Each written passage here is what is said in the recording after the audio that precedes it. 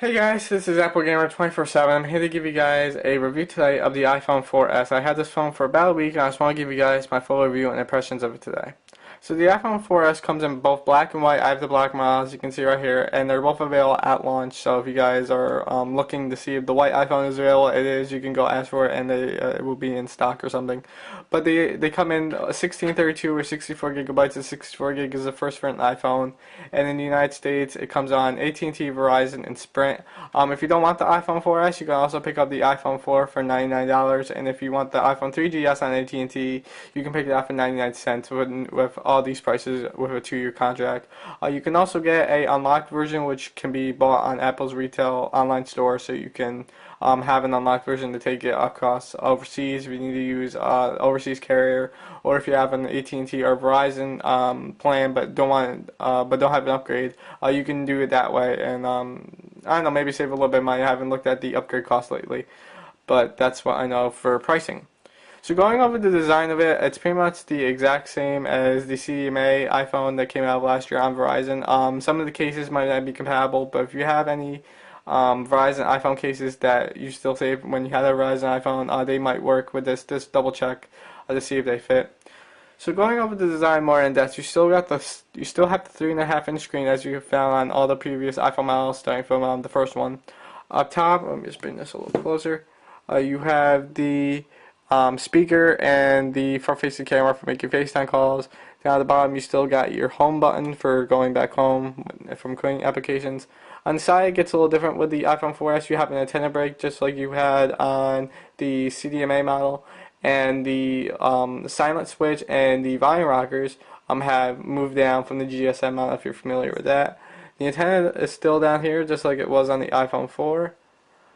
Same on this side, and this is a world phone, which I forgot to mention in previous takes of my review, but this is a world phone, so that means if you take your phone overseas, if you have Verizon or Sprint, you can pop in the SIM card and you can use the iPhone 4S on another carrier such as Orange or O2 in the UK. I'm just guessing because I don't really know UK-based carriers, any other carrier besides Verizon and AT&T and Sprint.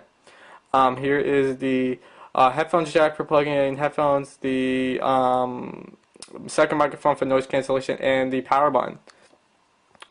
On the back, still made of glass as always, you have your new 8 megapixel camera sensor with a bigger aperture. I think it's f2.8 and 8 megapixels, which is always nice. LED flash, the Apple logo, the iPhone, and what's new to this model is the FCC information, which is missing from the CDMA version.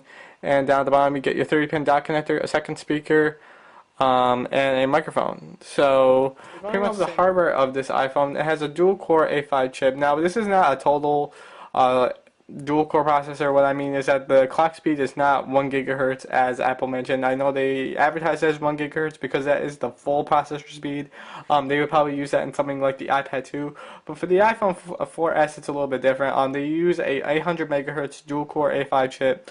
The only reason they do that is to conserve battery life because they want the best battery life for the devices, and having a 1 gigahertz chip takes up a lot of battery and a lot of resources, so they turned it down a little bit to 800 megahertz.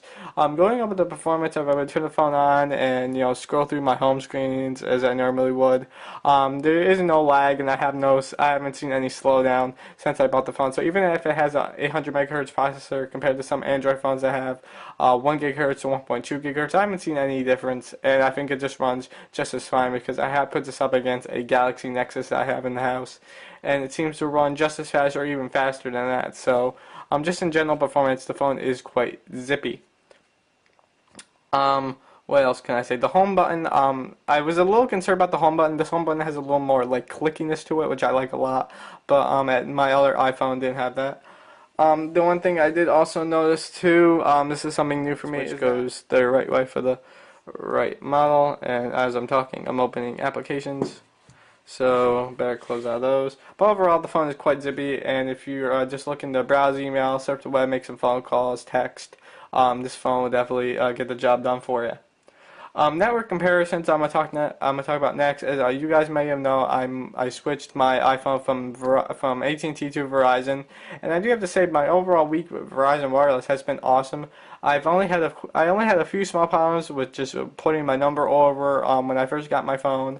I got my phone about 3, and my number did not port over to Verizon until maybe 9 o'clock at night. So it was a pretty long port.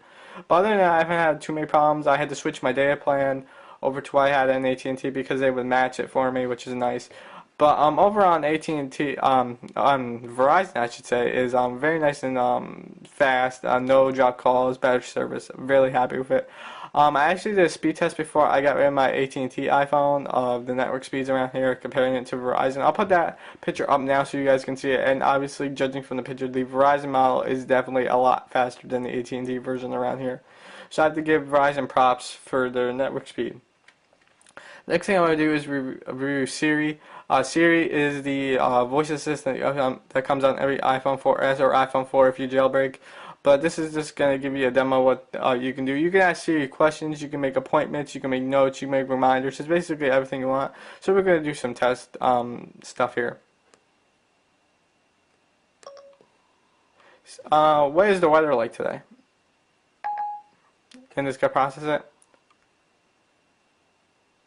Takes a little slow because my internet's running a little slow. Doesn't look so nice today. Then it gives you a detailed look at the forecast. And if you have other things in mind, you can say, what about California? It's not looking too good in California, Maryland today. Alright, then it gives you a detailed look at a city, and you can ask another question. Set timer 30 minutes. Your timer is set for 30 minutes. You can tell it to do things. And it's just really handy to have. I use this quite a bit. I use it for a lot for making notes or reminders and adding things in my calendar because it's kind of hard for me to type in on walk at the same time. So having Siri on here is a quite good bonus for me. So we're going to just get out of that. And overall, just my final thoughts. I really have no complaints about this phone. It's my perfect phone. I like my iPhone 4, and it's basically what this is. It's just an iPhone 4 just upgraded and on a new carrier for me. I really haven't had too many problems. I will put some test pictures of the 8 megapixel camera down right now so you guys can see what the quality looks like. It looks quite good. But overall, if you guys have any questions about the iPhone 4S, please leave it down below, and I will see you guys later.